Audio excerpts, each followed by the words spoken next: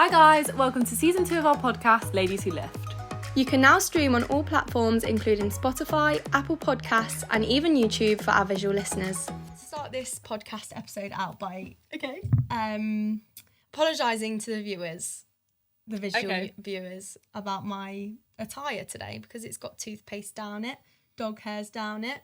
I also have a very greasy mop. That's all right.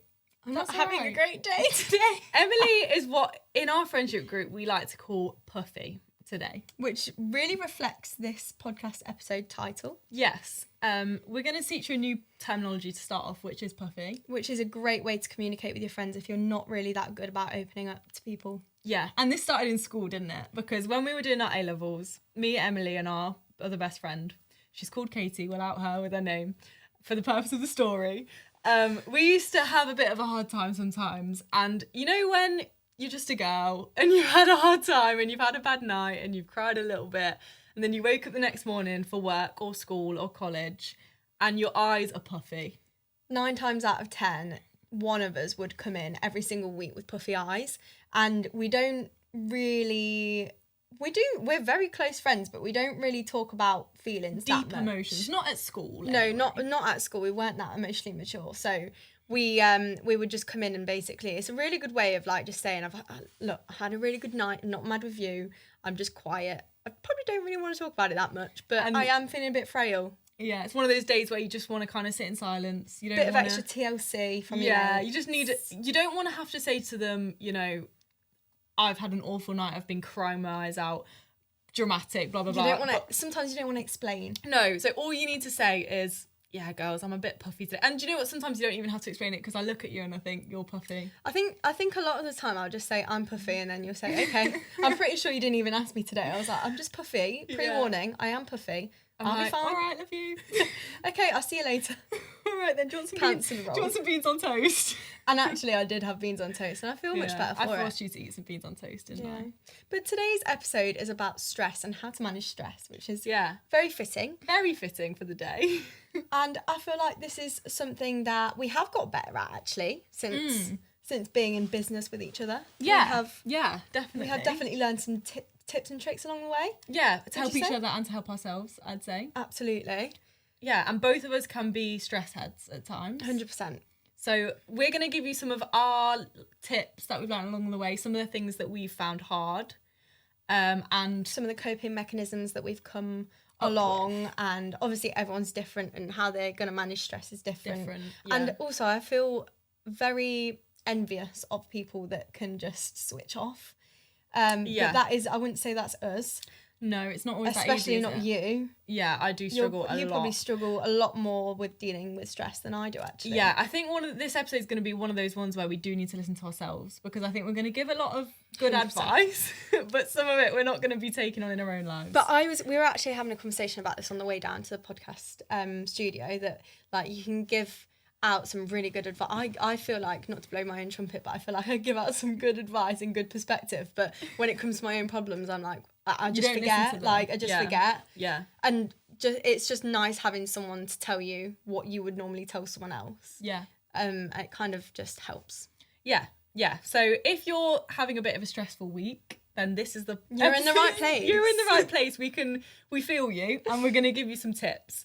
I wanted to talk first about like overthinking because I think that is a huge cause of stress in my life anyway. Probably you're the same. You're also absolutely. I think I used to be a massive overthinker. Yeah, and I think recently I'm not as bad as I used to be, but it's all about whether or not you think of the worst case scenarios in your life, because for me something bad will happen and I'll instantly think of the worst possible thing that could become. So like I'm a little bit worried about a job, or I'm a little bit worried about money coming in, or I'm a little bit worried about my car breaking down, and instantly it's like, okay, what if my car breaks down in the middle of the road and I'm blocking all the cars, and do you know what I mean? The massive lorry goes into the back of you. Yeah, and the chance of these things happening are so low, but my overthinking mind. Yeah, I 100% get that. I used to be like that, but I have a specific thing that I overthink about, and I overthink a lot about sick and illnesses. Yeah, we've mentioned this already, haven't we? Yeah. But that does, I remember when I went to therapy for that, and he said that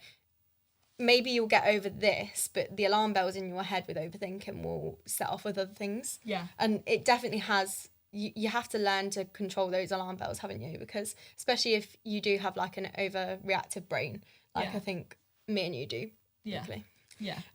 Yeah. And I think it's learning to pinpoint where you're overthinking and then changing the like worst case scenario thoughts into, but what's the best case scenario? Absolutely, yeah. Like, for example, I'm trying to buy a flat at the moment. Well, I am buying a flat. I'm not trying. It's happening, which is really cool. But I'm instantly like thinking about the fact I'm going to have a mortgage, and I'm thinking about the fact that I'm going to have to pay that every month. And if 1 month business doesn't do as well, or I can't pay it, or what am I going to do? And then I'm going to be in debt, and then I'm going to go to jail, and then I'm going to be in debt for the rest of my life, and I'm not going to be able I'm not going to be able to afford bread, and I'm going to be, it's going to be the end. When actually what I should think is, oh my gosh, what a blessing.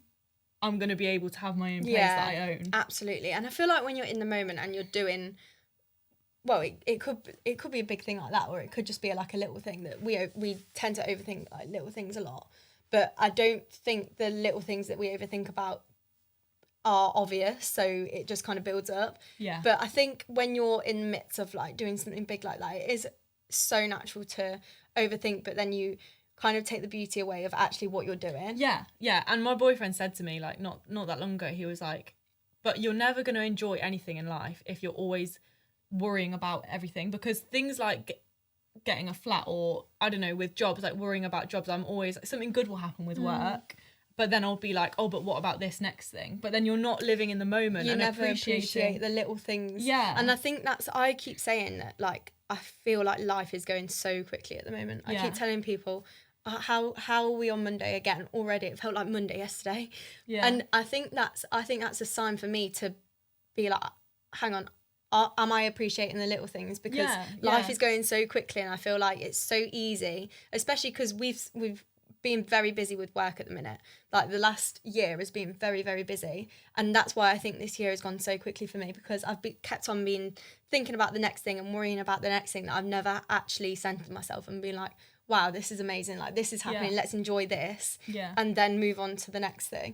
Like it's just so fast paced, and I'm always thinking, what about this, what about that? But if you're so quick with and worrying about things in life, then you're never gonna take yourself away and actually appreciate what you have in that moment. Yeah, and I was thinking about this when we were in Bali, so we'll come to this, but one of the things that I struggle with the most is like switching off from work, and I get really bad work guilt. Like if I have a chill day where I'm like watching a film, I spend the whole time watching a film 9 times out of 10 where I'm like, oh my gosh, I'm being so lazy, and I can't get that out of my head sometimes. But I spent like the first week of being in Bali, I really battled with like, okay, I've got to like try and switch off at least a little bit for 3 weeks. And I was like, oh my gosh, I can wait. How? That was a bit of a chore for you, wasn't it? Yeah, but this was like a once in a lifetime holiday that I'm not going to go. I probably won't go to Bali again for years, if ever. And I spent half of it thinking, not half. I beginning you struggled. But in the beginning, I really struggled. And I remember, again, talking to my poor boyfriend about it, and he was being like, Zoe, you just need to enjoy the fact that you're in Bali. You're never it's such an amazing experience, and I'm worrying about the fact that I'm off work. Why do we do that? Yeah. Why do we do that? So just think, like, count your blessings. I used to be really good at thinking of 3 things I was grateful for every day, and whenever I was feeling down, I'd be like, okay, but what? And then once you've thought of those 3 things, then you instantly feel a bit better. Like the stress isn't gone, but you're choosing to focus on the other thing. Yeah.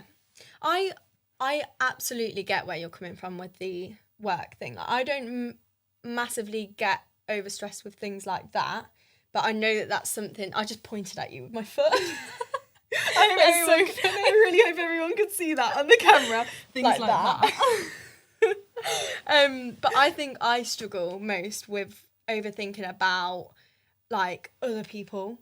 Yeah. But not necessarily, it's more about how other people feel. So like I think I get stressed with if my parents or my sister is like down, or if you're down, I really really consumes my brain, and I try and fix everything. Yeah. So when something like that is out of my control, which it is, I like other people's emotions are out of my control, but I try and fix them. Yeah. Or like if it's, I don't know, if I'm overthinking sometimes I get in a bad place and then I will overthink literally everything. So like a couple of weeks ago I was on a walk and I was like very paranoid about other people around me. My dog's very loud and I was just thinking the whole place hated my dog, and that's crazy, isn't it? That's just like it's not real like that. I know that that's not real, but it's also like when I get down I will hyperanalyze literally everything about everyone. Absolutely. And that comes from, I think, when I was younger I used to get so worried about what other people thought of me. Yeah.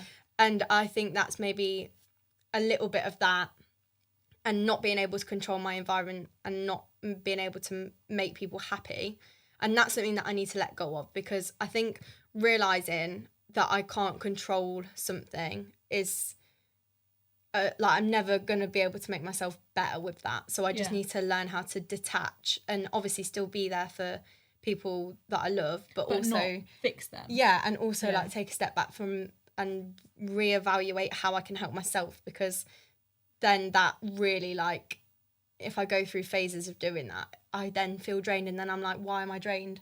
And then I've realised what I've been doing for like the past month, and that's trying to like make sure check on everyone else around me, and I've completely forgotten about myself. And I know that I get bad because if I don't go to the gym for like a couple of weeks and I just don't want to go to the gym, I know that that's because I'm feeling like a bit exhausted and I've probably not put enough into myself. And that's something that I need to get better at. Not necessarily like being stressed about not doing work. It's a completely different thing for me, but I think the way that we deal with stress is quite similar.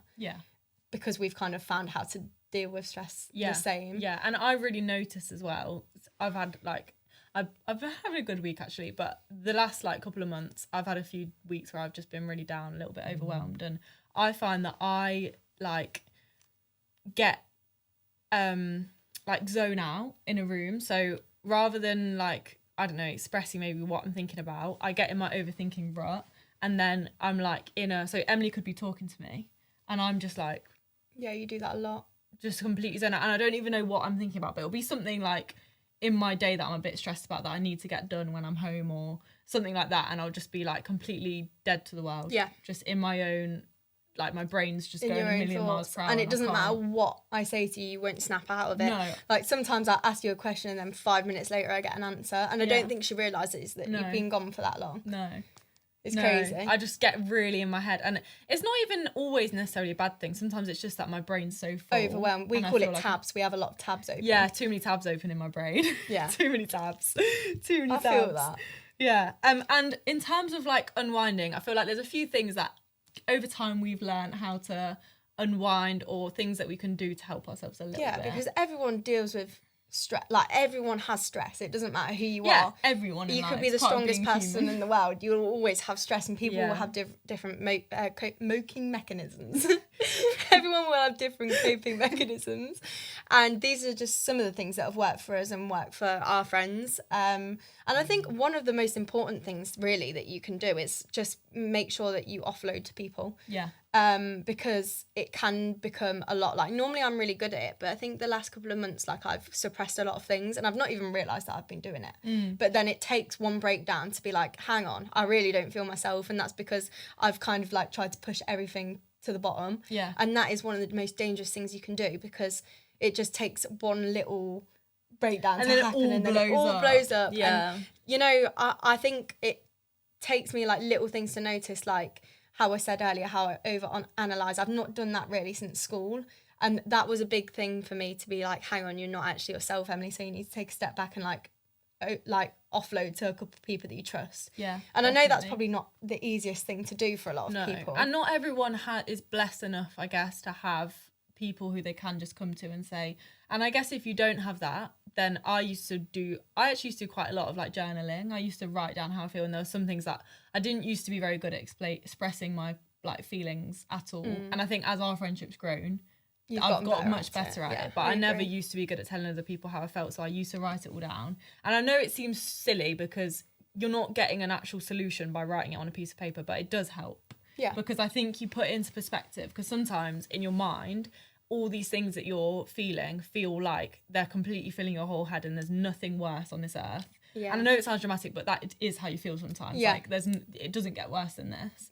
But sometimes just putting on a piece of paper, and you don't have to read it over, but sometimes just writing out, you realise, oh, actually it's not the end of the world. And that leads on to like gratitude and stuff. Yeah, and writing your 3 things that you're grateful for. Yeah. I was actually saying before we came to the podcast that I need to reread You Can Heal Your Life by Louise Hay. It's like a self-help book. Yeah, that really helped. It really helped me change my perspective, and like just adding little things like gratitude into your day.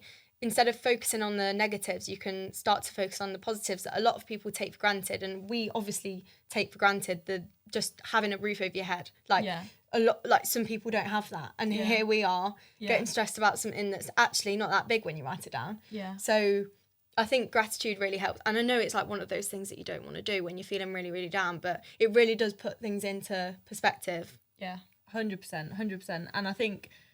It's so easy when you're in a rut to not think about gratitude. Like it's so easy to you don't want to focus on those things. You procrastinate it. Yeah, 100%. But it is really important, and I guess if I am feeling down, I like to be.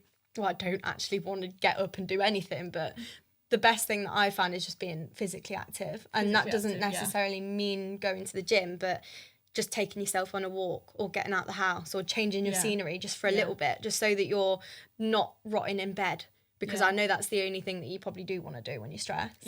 Yeah, and then that's one thing that you can be grateful for straight off the bat, because you've moved, you've like got up, you've moved your body, whether that's just around your house or whether that's outside or whatever it is, you've kind of been able to get up, and that's. Especially if you're like worried, if you're stressed about things that you need to do for work, like it's so easy to procrastinate that and just sit and just let it all pile up. But obviously in the long run, that's going to make you feel even worse. Yeah. And maybe I think what helps me as well, if I've been really stressed with work in the past, is just I think we've both done it, is like doing a little to-do list on your phone or on a little bit of paper and just tick little things off one by one. It doesn't have to be a crazy list. Sorry, I've got to get my list out. For the audio listeners, she's got about 20 things on this. Can anyone see that? Oh, it's not focusing. I bet it's like just little things like remember to flush the toilet once you've been. That's a crazy list. Let me read one out. Check Lauren's food. Oh.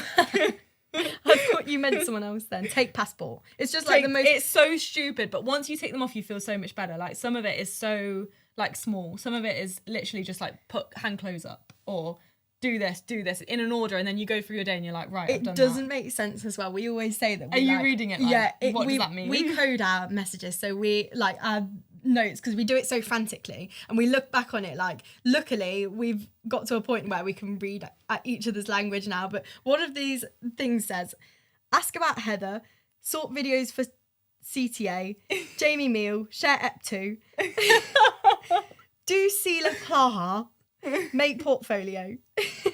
So like, but to me that makes complete sense. I know exactly what I need to do. I know exactly what I need to do. If anyone went through our notes, they would have no idea what we meant. It's like speaking a different language. Do you ever used to do that thing with your sister where you'd speak in a different language if you're in a different country? On holiday? Yeah. make a language. That is our made up language. Yeah, it is. So make a list, guys. Lists do wonders in your day. Like, at least, even if you've got 3 things on your list, one of them is brushing your teeth, one of them is reading a book, and one of them is eating some food. That's 3 things you've done well. And you can look at that and if you are stressed about work, I get stressed about the stress. So like, absolutely, I think that's the thing, when you've got it all down and you can see that you're gradually ticking things off. And this is something that my mum taught me as well. She's really good with that. Just gradually tick things off. And I know you're going to hate me for saying it, like, 'cause it's just boring hearing that advice, but like, you do have to just have something down, and then you will actually feel better for it. You've just got to do it. Yeah. And it will make you feel better in the long run. Yeah, it's like gives you a bit of a purpose, something to do, something to go for. Other things you can do for stress, I wrote down when I was thinking about this episode, like some people love meditation and yoga, and find your moving your body, finding your flow.